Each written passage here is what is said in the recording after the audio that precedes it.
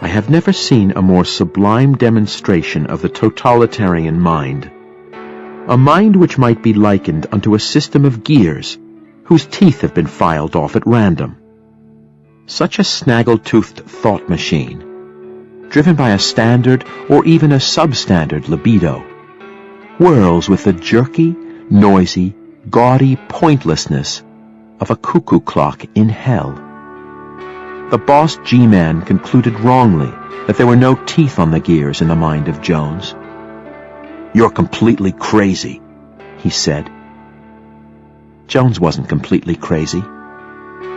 The dismaying thing about the classic totalitarian mind is that any given gear, though mutilated, will have at its circumference unbroken sequences of teeth that are immaculately maintained, that are exquisitely machined.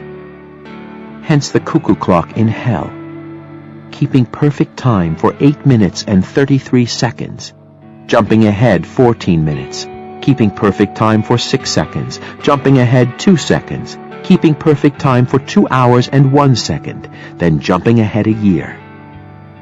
The missing teeth, of course, are simple, obvious truths.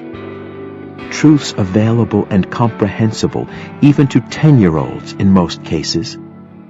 The willful filing off of gear teeth. The willful doing without certain obvious pieces of information.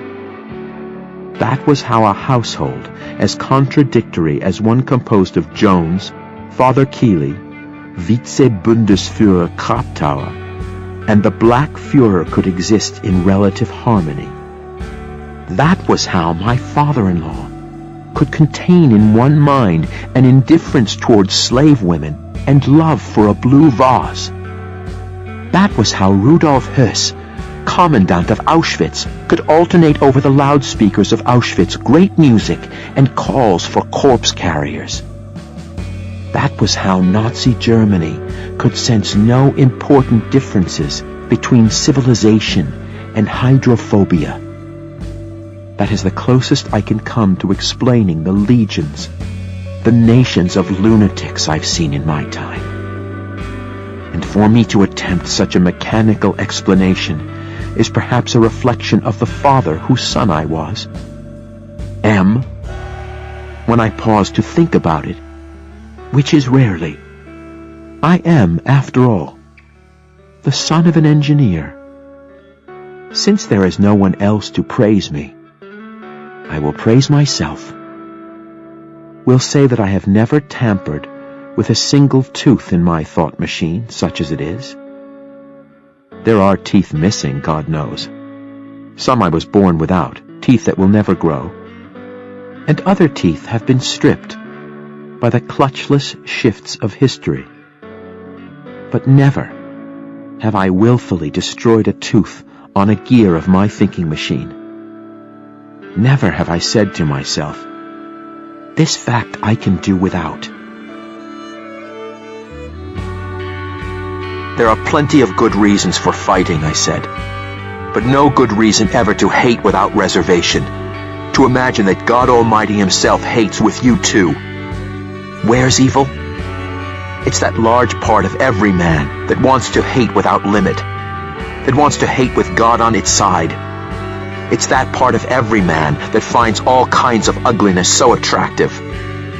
It's that part of an imbecile," I said, "that punishes and vilifies and makes war gladly." "You hate America, don't you?" she said.